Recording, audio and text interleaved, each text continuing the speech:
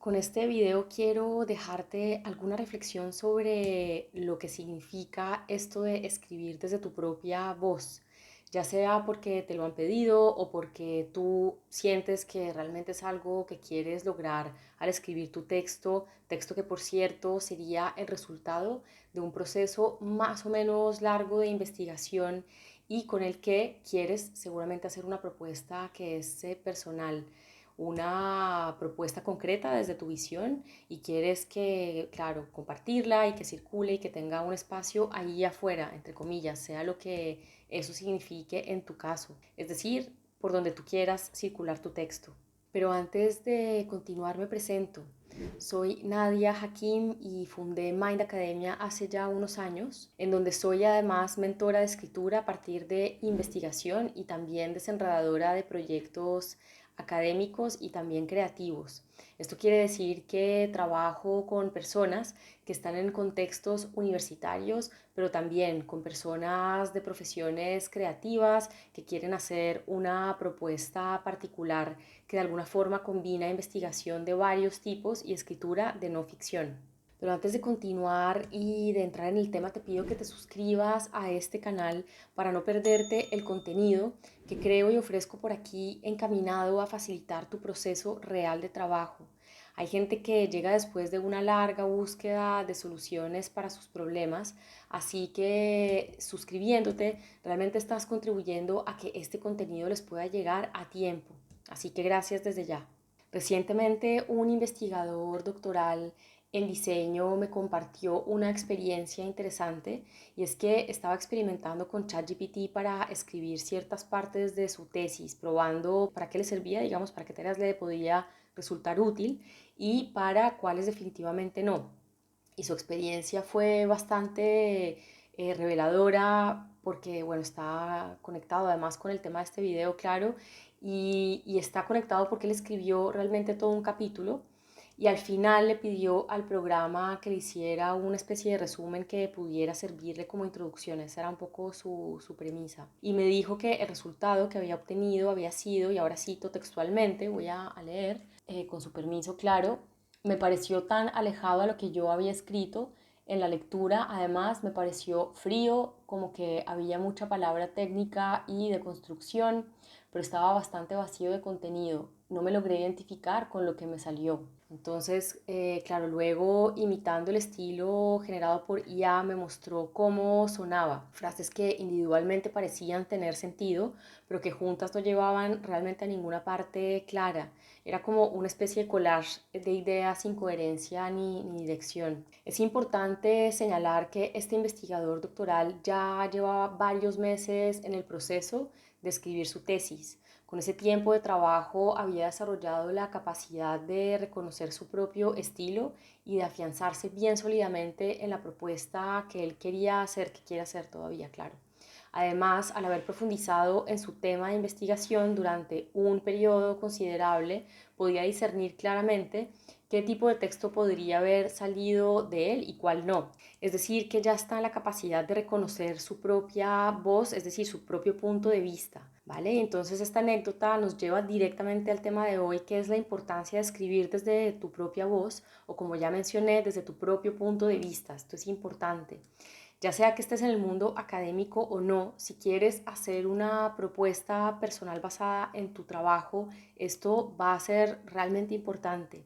Pero antes de asumir sin más que esto sea importante o que tengas la aspiración pues de llegar a conectar con tu voz, bueno, ¿qué quiere decir eso de conectar con mi voz o conectar con tu voz en este caso?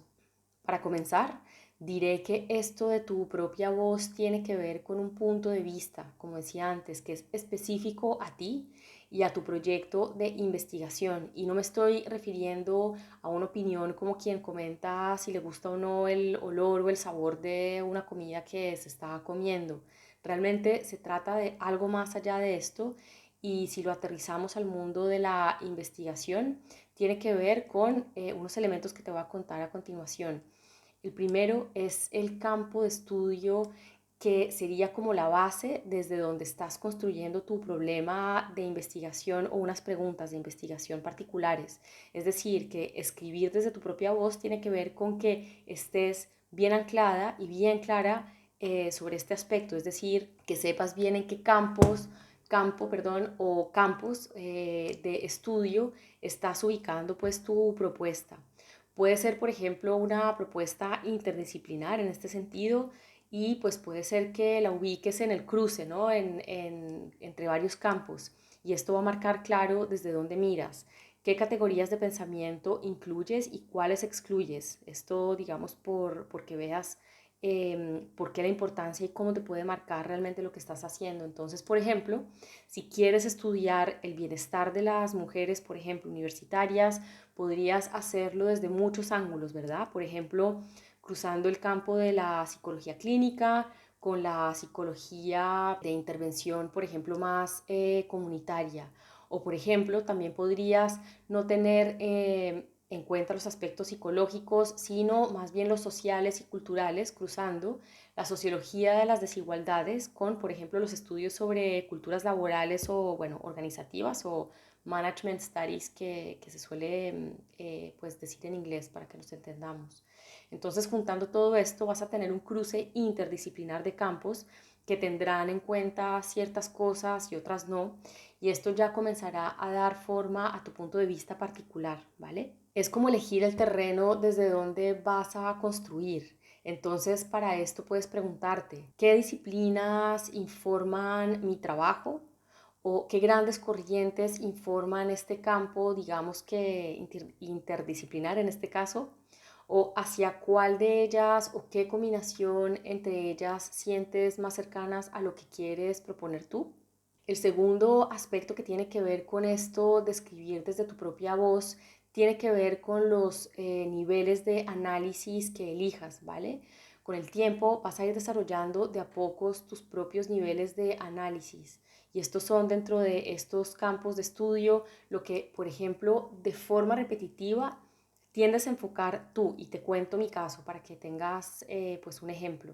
Estudiando las interacciones de la vida cotidiana de jóvenes considerados en riesgo de exclusión social, yo tendía siempre a ver, digamos, el nivel de los condicionantes de vida estructurales, es decir, lo externo y que se escapa al control de estos jóvenes, y en otro nivel, un nivel más, digamos, que yo llamaba, digamos, de lo interno, de lo subjetivo, es decir, la percepción, la experiencia de estos jóvenes. Entonces, con este ejemplo, solo quiero, digamos, que veas que estos niveles de análisis, por ejemplo, en este caso estructural y lo subjetivo, eran los lentes a través de los cuales yo analicé todos los materiales que recopilé y a través de los cuales les di pues un sentido y los entendí en cierta forma y los expliqué durante la tesis. Entonces, en tu caso, para descubrir cuáles son los niveles de análisis que tú has destilado como resultado de tu propia mirada y seguramente de las lecturas teóricas que más te hayan influido, te preguntaría, ¿tiendes a enfocarte más en los detalles o en el panorama más general?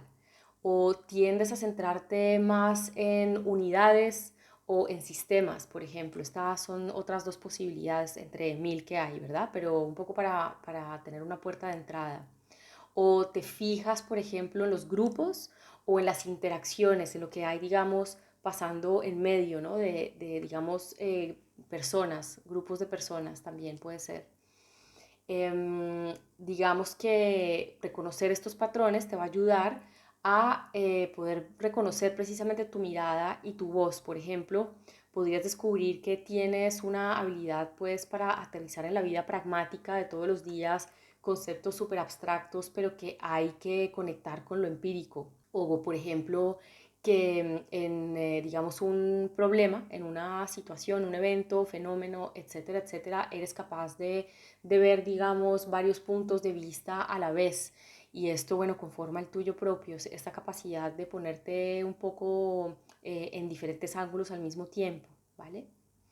Bueno, y en tercer lugar, podemos incluir el vocabulario que usas como si fuera tu huella digital, es decir, que así tal cual me refiero a que tu elección de palabras es como una especie de huella digital académica, porque digamos que estas palabras que eliges o el vocabulario que eliges para describir tus ideas es el resultado precisamente de un largo proceso de destilación de tu punto de vista personal, igual que los dos puntos anteriores, ¿de acuerdo? Es decir, que hay palabras que nunca usarías, como es el caso de Miguel, que conté al inicio del video, que no reconocía quién estaba realmente hablando en su texto generado por inteligencia artificial. Y en cuarto lugar, las metáforas que uses también marcan tu mirada. Es decir, que a veces las metáforas son una manera de representar mentalmente conceptos complejos y la interacción entre ellos. Es decir, que son una manera de poder agarrar, entre comillas, con tu mente las ideas complejas. Yo, por ejemplo, soy muy fan de las metáforas espaciales, tal vez por haber estado por mucho tiempo codeándome con gentes de la arquitectura, por llamarlo de alguna manera, y por eso la metáfora espacial de Bourdieu y la de Simmel, por ejemplo, que son dos sociólogos, me marcó tantísimo.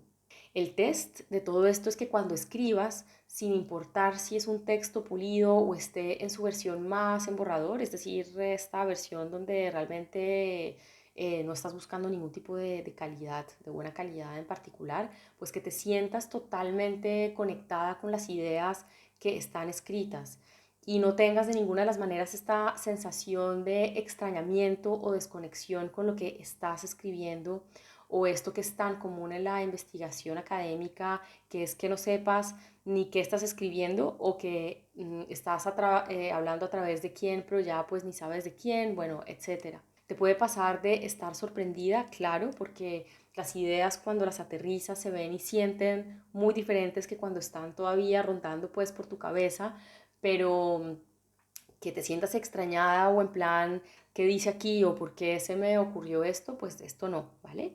Esto de la voz es la que se descubre a través de un proceso que es lento, como decía antes, y es totalmente posible usar las IA para, en diálogo, por ejemplo, encontrar vías para resolver ciertas ideas de tu manuscrito.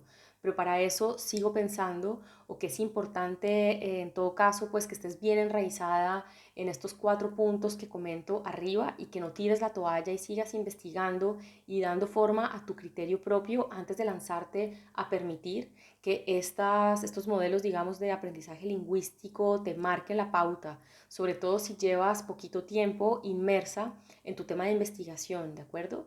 Bueno, yo lo dejo por aquí hoy. Muchas gracias por ver este video y si te gustó no olvides darle like y suscribirte al canal para más contenido sobre escritura académica y desarrollo profesional y porfa pues compártelo con personas bueno, que estén implicadas en algún proceso parecido al que comentaba hoy. Y me da pues mucha curiosidad también de saber qué significa para ti esto de escribir a partir de tu propia voz. Y también me encantaría saber desde dónde me estás viendo, ¿de acuerdo? Así que un abrazo y hasta la próxima. Chao.